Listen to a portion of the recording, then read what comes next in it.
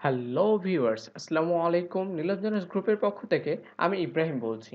তো আজকে ভিডিওর টপিক হচ্ছে আমরা কিভাবে ব্লুস্ট্যাক 5 ইনস্টল করব। প্রথমে ডাউনলোড করব, তারপর কিভাবে ইনস্টল করব। তো সবটাই থাকছে এই ভিডিওতে। তো চলুন শুরু করা যাক ভিডিও। তো প্রথমেই আমাদের একটি ব্রাউজার দরকার। তো আমি একটা ব্রাউজার ওপেন করে নিছি। ব্রাউজার ওপেন করার পরে সার্চ বারে ব্লুস্ট্যাক 5 লিখে সার্চ করব। তো আমি সার্চ করেছিলাম আগে, সেজন্য ওটা লেখা আছে। তো সার্চ করলাম। তো সার্চ করার পরে দেখছেন প্রথমে bluestack.com লিখে যেটা আছে ওখানে ক্লিক করে দেবেন। ওকে, একটু লোড নেবে। হ্যাঁ, তো এখানে আসার পরে দেখেন ডাউনলোড ব্লুস্ট্যাক্স নামে যে অপশন আছে ওখানে আপনি ক্লিক করে দেবেন। এখানে আপনি ম্যাক ইউজার হন বা উইন্ডোজ ইউজার হন, একই। এখানে এসে শুধু ডাউনলোড ব্লুস্ট্যাক্সে ক্লিক করে দেবেন। আমি যেহেতু উইন্ডোজ ইউজার সেহেতু ওখানে ক্লিক করলে ডাউনলোড হয়ে যাবে। তো ওখানে ক্লিক করি আমি। তো ক্লিক করে দিলাম, ডাউনলোড শুরু হয়ে গেছে। ঠিক আছে, এটা মাত্র কয়েক কেবি। ডাউনলোড হয়ে যাওয়ার পরে এটা ওপেন করতে হবে। তো ডাউনলোড হতে দেন একটু। Download complete. আমি এখান থেকে ওপেন করে নিচ্ছি। আপনারা চাইলে ফাইলে যা ওপেন করতে পারেন, এটা আপনাদের ইচ্ছা।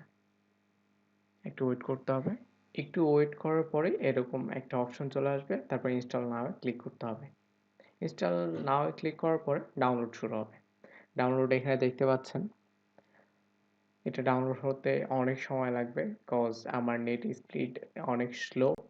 আপনার স্পিডের উপর নির্ভর করবে আপনার কেমন নেট স্পিড ইউজ করেন।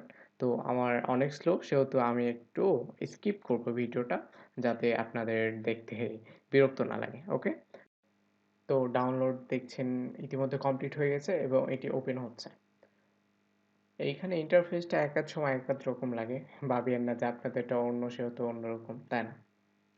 অন হওয়ার পরে ঠিক এইরকম একটা ইন্টারফেস আসবে। এটা তার হোম স্ক্রিন। এটা হচ্ছে আপনার একটা ডিভাইস। এখানে আপনি চাইলে গেম খেলতে পারেন বা অ্যান্ড্রয়েড যে কোনো অ্যাপ ইউজ করতে পারেন।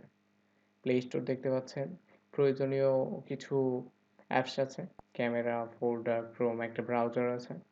আর উপরে আপডেট চলতেছে, বলতে এই ডিভাইসটা রেডি হচ্ছে এখানে। এই ডিভাইস রেডি হওয়ার পরেই, আপডেটটা কমপ্লিট হওয়ার পরে আমরা ইউজ করতে পারবো। প্লে স্টোরে আমাদের জিমেইল লগ ইন করতে হবে। জিমেইল লগ ইন হওয়ার পরে তখন আমরা সব কিছু ডাউনলোড করতে পারবো। যেহেতু এখানে আমার জিমেইল লগ ইন হয়ে নাই, সেহেতু এখানে সাইন ইন দেখাবে।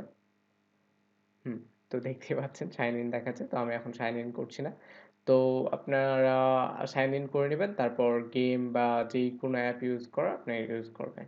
তো ধন্যবাদ আমার সাথে থাকার জন্য।